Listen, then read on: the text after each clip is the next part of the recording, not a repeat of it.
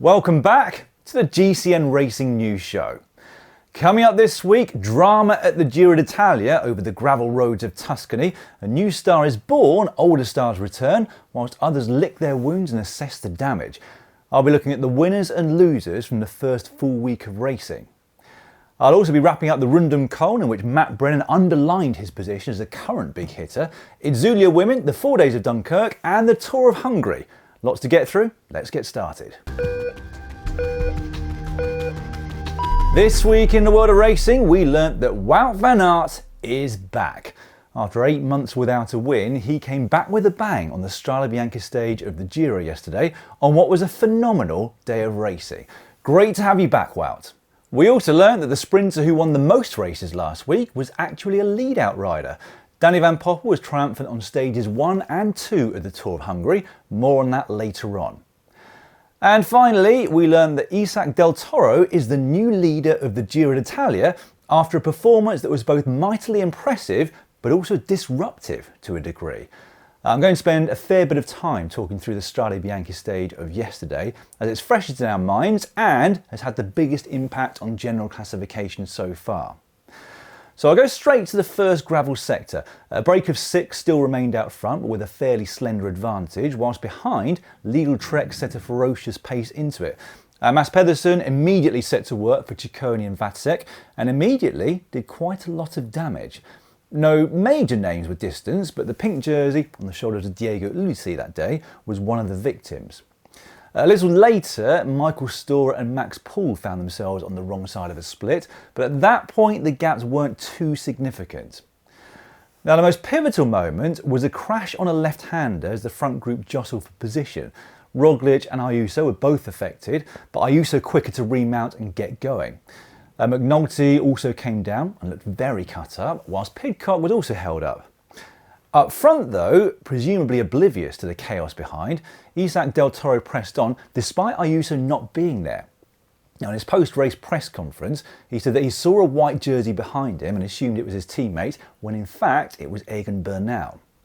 And well, given the benefit of the doubt, given the conditions, it was quite hard to see anything at points of yesterday's stage.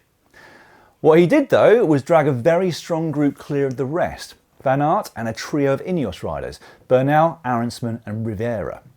They caught and dropped the remaining breakaway riders, whilst at the same time Roglič was having to change his bike. The gap at that point was already a minute and it would balloon to 2. So it was quite some time before Del Toro realised that Ayuso wasn't with him and that it was dragging a GC threat away from his teammate. And so in the end, Van Aert and he sat on whilst Ineos set to work. At that point in the race, it was actually quite difficult to get a handle on exactly who was where. Now whilst Ineos were at the front with strength in numbers, Red Bull, Bora Hansgrohe and Roglič had the opposite problem. He was out the back without many teammates.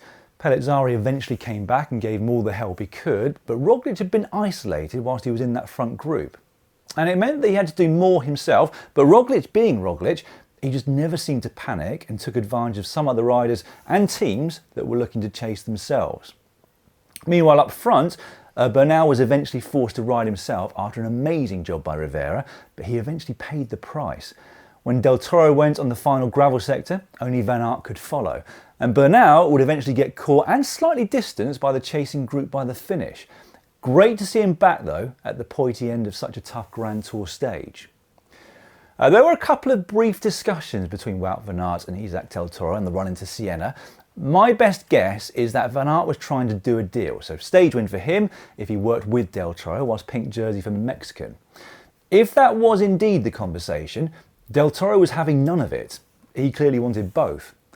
So up the final climb, Del Toro gave it everything he had, but Van Aert managed to cling on and then get around him over the top before the multitude of corners through to the finish.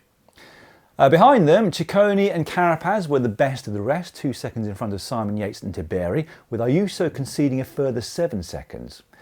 Bernal, Adam Yates and Arensman were 3 seconds behind that.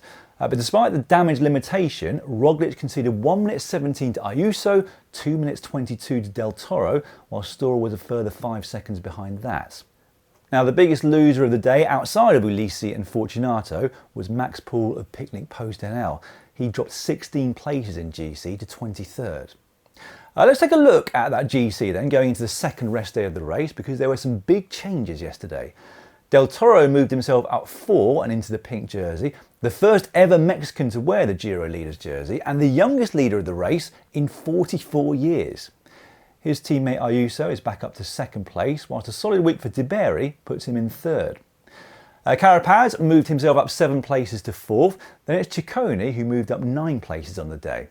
Simon Yates is in 6th, whilst Bernal moved up 8 places to 7th. McNulty and Adam Yates are the 3rd and 4th riders in the top 10 for UAE, whilst Roglič slips 7 places to 10th, with Stora now in 11th. That top 11 though is separated by just over 3 minutes, so whilst yesterday did have a big impact on GC, the gaps are still relatively small. Exactly what you want really, with 2 weeks still remaining. So, let's talk about Isaac del Toro. 21, pro since last year, a winner of the Tour de l'Avenir the year before that.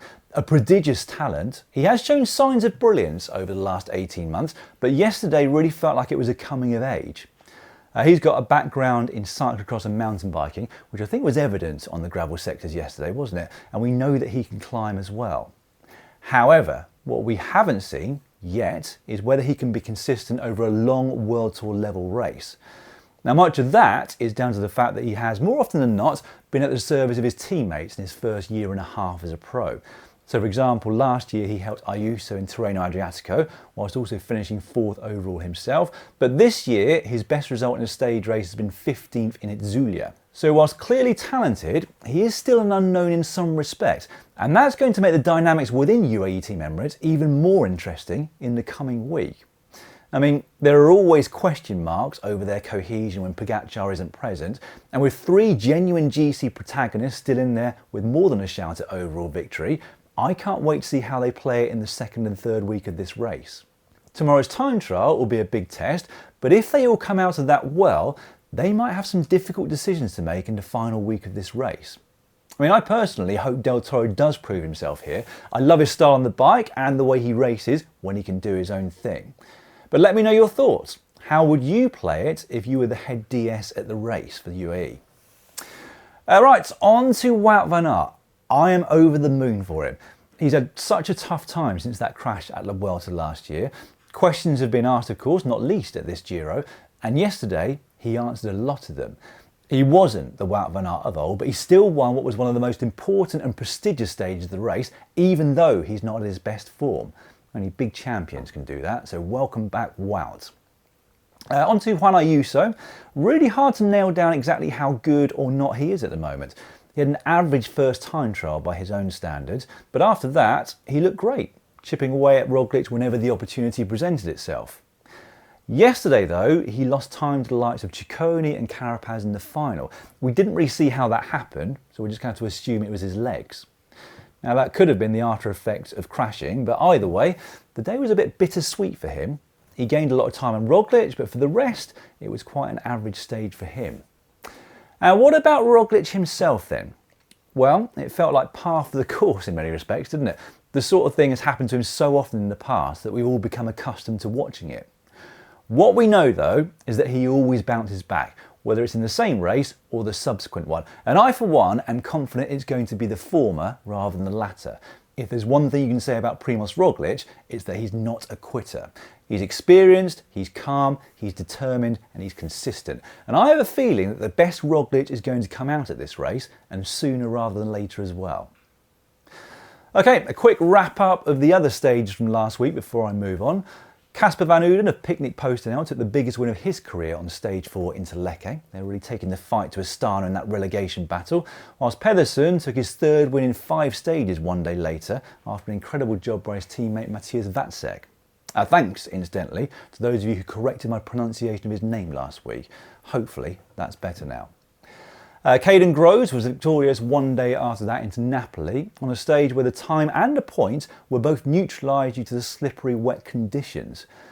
Juan Ayuso won into Tagliacozza, the first summit finish of the race, whilst Luke Platt won the biggest race of his career on Saturday into Castel Raimondo, attacking the break with 46 k's to go and soloing to victory. What a performance that was, and nice to hear him talk so highly of Matt White in his post-race interview, I thought. So, It's been a good week for Pedersen. He had 3 wins in the bag, as well as a lifetime contract with Lidl Trek and a substantial lead in the Ciclamino jersey. Fortunato also has quite a healthy advantage in the mountains classification, whilst UAE lead the teams by over 12 minutes. Isaac del Toro holds both pink and white jerseys. The latter will be worn on his behalf by Ayuso in tomorrow's 29k individual time trial, which goes from Lucca to Pisa. You'll be able to watch that stage incidentally and every kilometre of the Giro d'Italia this year live on Discovery Plus or Max. Coverage starts at midday British summertime tomorrow. Just quickly, I once again want to canvass your opinion on whether or not gravel and cobbles have a place in Grand Tours. I'll reiterate my own opinion, which is I think they very much do. Yesterday was incredibly entertaining. Undeniably, I'd say, the most exciting stage of the race so far. So the question, I guess, is whether it brings luck into the equation too much. That is the issue that a few of the riders have with it. So the time, the effort and the money that's invested into performing well at a Grand Tour is substantial. And for it all to be undone by an untimely puncture or unlucky crash must be a hard pill to swallow. However, for me, winning a Grand Tour is about being the best, or at least the most consistent rider over 3 weeks, and also being a complete bike rider, which includes bike handling. It was no coincidence that the likes of Del Toro, Van Aert, Bernal and even Rivera all have a background in off-road racing. That really showed. But perhaps you think it's unfair to hinder pure road riders who've never learnt the skills needed to thrive on the rougher surfaces. Let me know your thoughts in the comment section down below. Also a quick reminder, we've got a range of t-shirts, hoodies and bottles to celebrate the first men's Grand Tour of the season, which you can find over at shop.globalcyclingnetwork.com. There's also a QR code on the screen right now, which will take you straight to that page. They've proven very popular this year, so thanks to all of you who've already made a purchase. Incidentally, we also have our complete Fan's Guide to Pro Cycling on sale at the moment at half price, so grab that offer whilst you can. In France, meanwhile, there was a 1 day followed by a 5 day, 4 days of Dunkirk. You got that? On the new 1 day classic, Pascal Ackermann took his first win in almost 2 years at the end of what was a very chaotic finale with all the road furniture there.